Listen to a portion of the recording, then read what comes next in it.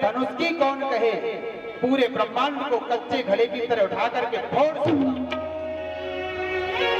काचे घट फोड़ों जाए, तोड़ सकता हूं। राजा लोग सोचने लगे भैया वो तो ब्रह्मांड उठ रहे, एक धनुष तो उठा नहीं अभी तक।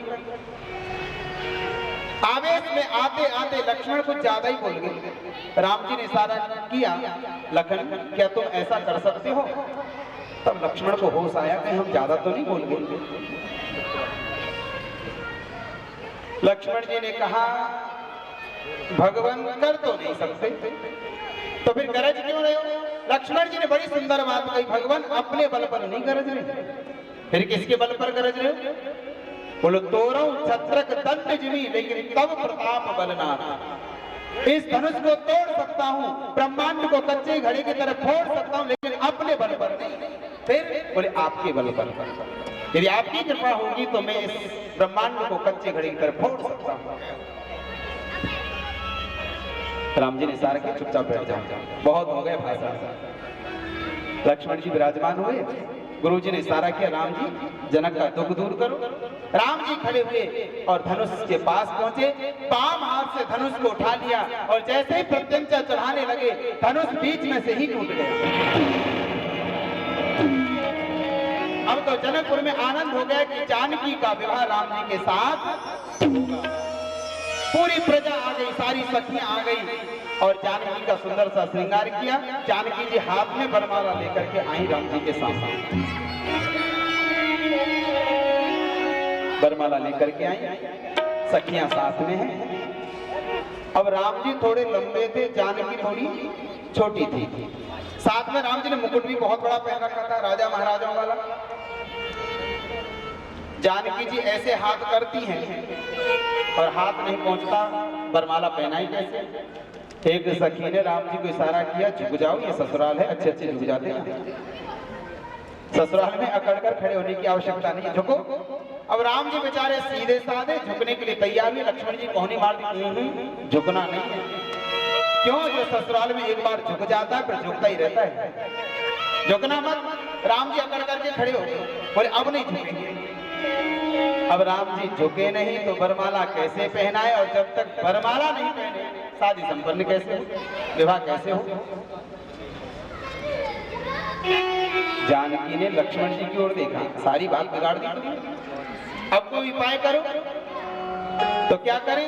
जानकी ने कहा ऐसा करो आप इस पृथ्वी को उठा लो, आप तो शेषावतार हैं। लक्ष्मण जी ने हंस करके कहा बात तो वही रहेगी, जब पृथ्वी उठेगी तो राम जी भी उठेंगे, तो वरमाला कैसे पहनाओगे? तो दूसरी युक्ति निकालो। लक्ष्मण जी ने बड़ी सुंदर युक्ति निकाली। कौन सी? राम जी के चरणों में साष्टांग प्रणाम किया है लक्ष्मण जी ने, लेट गए लंबे। लक्ष्मण जी ने सोचा जब तक राम जी मुझे उठाने के लिए झुकेंगे नहीं तब तक मैं खड़ा होने वाला नहीं। जब राम जी झुकेंगे जानकी जी वरमाला पहना देंगे। बहुत देर हो गई, लक्ष्मण जी उठते नहीं। राम जी ने सोचा ये लखन को हो क्या गया है, अभी तक तो ठीक ठाक था। बहुत देर हो गई, जब खड़े नहीं हुए तो राम जी ही लक्ष्मण को उठाने के लिए झुके।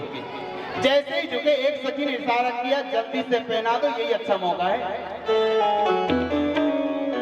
जल्दी पहनाओ। जानकी जी ने वरमाला ली, जैसे ही पहनाने के लिए तैयार हुई एक सखी ने हाथ पकड़ दिया, पहले हमारी सुन लो। एक सखी ने कहा तूने हाथ क्यों पकड़ा? बोले पहले हमारी एक बात सुन लो फिर वरमाला पहना। क्या बात है? अब देखो ये जनकपुर की कथा है, ऐसा तो केवल सखियां ही कह सकती हैं। कहती हैं पहले तो झुकते न थे सिय सन्मुख रघुनाथ, पहले तो झुकते न थे सिय सन्मुख रघुनाथ, अब तो सियों के चरण में झुके पड़े दोनों भ्रात। पहले कहा एक नहीं झुक रहा था, दोनों भाई सीता जी के पैरों में पड़े। जैसे कहा जानकी जी ने वरमाला राम जी के गले में, रामचंद्र भगवान की वरमाला पहनाई और उसके बाद निमंत्रण भेजा अयोध्या। और ये दुनिया की पहली एक ऐसी बारात थी, दूल्हे सरकार पहले ससुराल में, बारात अब आ रही है। बिना दूल्हे की बारात है ये। प्रेम से बोलो राधे राधे। बारात आई जनकपुर में बड़े आनंद के साथ और हंसी मजाक करते हुए राम जी का विवाह सीता जी के साथ संपन्न हो रहा है। और देखो राम जी तो कुछ नहीं कहते, लेकिन लक्ष्मण जी कहे बगैर मानते नहीं। सखियां एक कहती तो लक्ष्मण जी दो सुना करके चलते।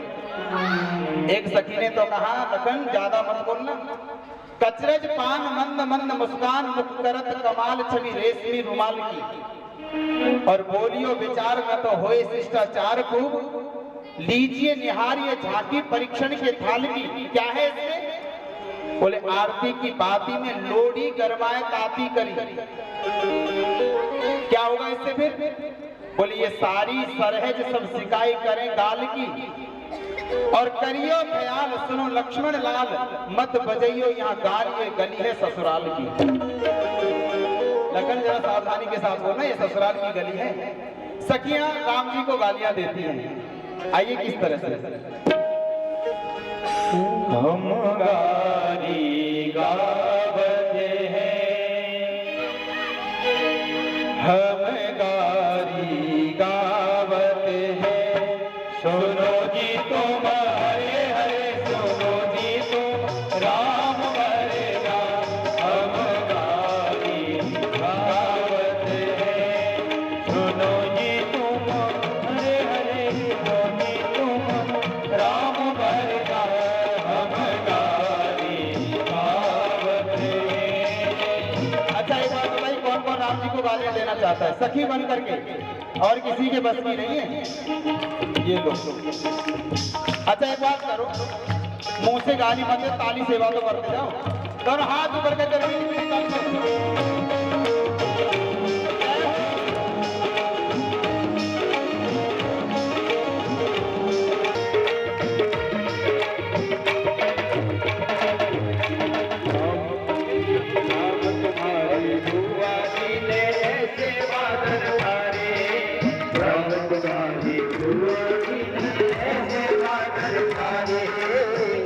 पहली गाली दी राम जी की बुआ को सखियों ने, और आज एक बुआ जी भी आई है यहाँ पर। क्या गाली दी? सखिया कहती राम जी तुम्हारी बुआ ने तो ऐसे बादल खाए। कैसे? राम जी की एक बुआ थी, नाम था चंद्रकला। क्या नाम था? चंद्रकला। और चंद्रकला ने एक शापित फूल को सूंघा था, जिससे सारे पर भी एक संतान का जन्म दिया था। उसी की गाली दी है। राम तुम्हारी बुआ जी ने ऐसे बादल खाए, राम तुम्हारी बुआ जी ने ऐसे बादल खाए, अरे काले मन में फूल सूंघ के, अरे काले मन में फूल सूंघ के नाचेंगे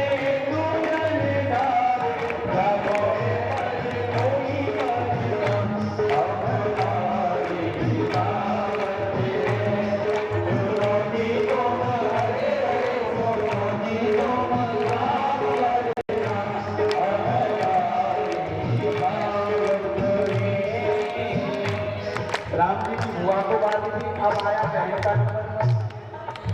सखियों ने राम जी की बहन को गाली दी। एक बहन थी राम जी की, नाम था शांता।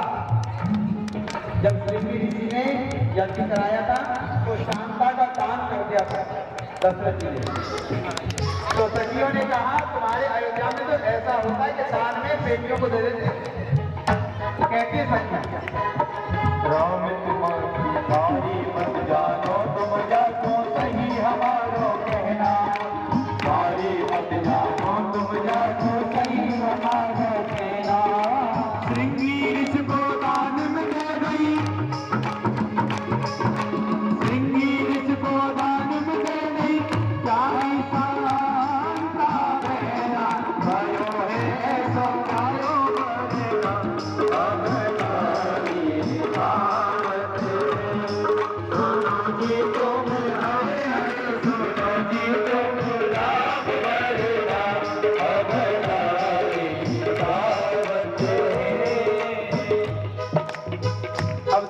गाली दी राम जी की माताओं, प्रेम से बोलो राधे राधे। क्या गाली दी? एक सखी ने कहा राम जी हमने तो अयोध्या में ऐसा हाल देखा है। कैसा? बोले कि अयोध्या में स्त्रियां खीर खा करके बच्चों को जन्म देती हैं। यही कहा। एक अचंभो हमने देखो नहीं अवध में चला, एक अचंभो हमने देखो नहीं अवध में चला, एक अचंभो हमने देखो नहीं अवध में चला, एक अचंभो हमने देखो नहीं अवध में चला। हर खीर खाए के चारी माने, हर खीर खाए के चारी माने, जन्मे हैं चारों लल्ला, तुम्हारी अब कोई चलेगा हमारी दावत है। सुनो जी तुम हरे हरे, सुनो जी तुम राम हरे राम, हमारी दावत है। अब सखियां गाली देती जा रही हैं, राम जी तो कुछ बोल के नहीं, लक्ष्मण से नहीं रहा। खड़े होकर पहले हमारी सुन लो एक बात। और लक्ष्मण जी ने ऐसा जवाब दिया, एक ही जवाब में सारी सखियों को चुप कर दिया। लक्ष्मण जी ने कहा सखियों बहुत देर हो गई बोलते बोलते, अब एक बात हमारी सुनो। क्या? तुम सुना दो। लक्ष्मण जी ने कहा तुम्हारी सारी बातें ठीक है, लेकिन हमने भी जनकपुर में एक किस्सा सुना है, एक कहानी सुनिए। क्या? बोले जनकपुर में जमीन से लड़की उत्पन्न होती है, जमीन से। और चिंता मत करो, आज ही ऐसा करते, हल चला लेते, 2-4 लड़की और निकाल लेते। अयोध्या में बहुत बारे घूम रहे।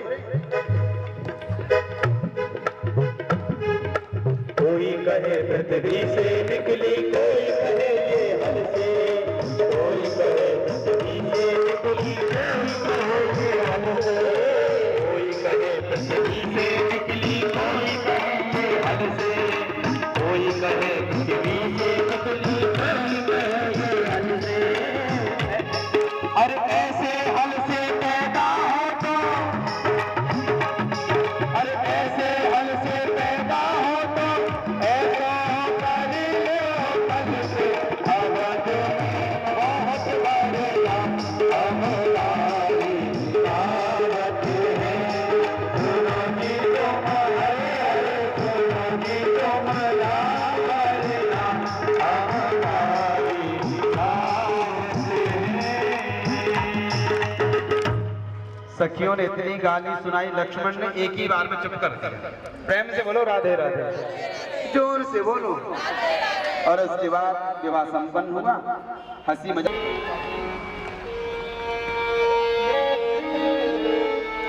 विदा का समय आया। दशरथ जी जब जब ये कहते थे कि जनक जी अब विदा कीजिए, जनक जी कोई ना कोई बहाना लेकर के रोक देते।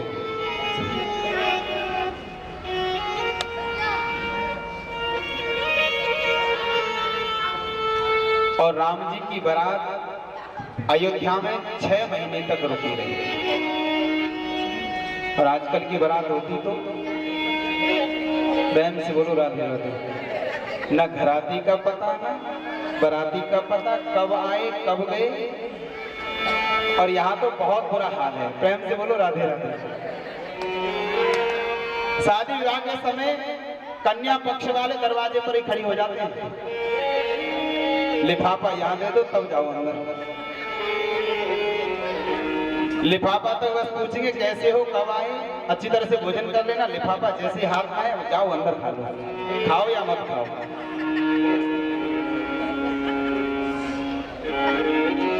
लेकिन राम जी की बारात अयोध्या में 6 महीने तक रुकी रही। दशरथ जी महाराज जब जब जाने का आग्रह करते तब तब जनक जी कोई ना कोई बहाना बना करके रोक लेते थे, अभी और रुकिए। क्योंकि जनक जी महाराज जानते थे जब तक जानकी अयोध्या में है तभी तक दर्शन हो रहा है, पता नहीं फिर कब मिलना होगा, कब दर्शन होगा। दशरथ जी ने वशिष्ठ जी से कहा, विश्वामित्र जी से कहा, सबने जनक महाराज को समझाया और कहा कि देखो कन्या को तो एक ना एक दिन विदा करना पड़ता है। आज तक किसी ने बेटी को घर में नहीं रखा है, उसका विवाह करना पड़ता है, क्योंकि कन्या धन है और वो राख सके न कोई, जाकी भाती वाही को सौंपित उऋण हो। आपको विदा तो करना पड़ेगा, आज नहीं तो कल। और इतने दिन हो गए अयोध्या में गए बगैर राम जी को, वहां के लोग भी तो इनकी प्रतीक्षा कर रहे हैं, आप विदा कीजिए। जनक जी महाराज ने ऋषियों की बात को मान करके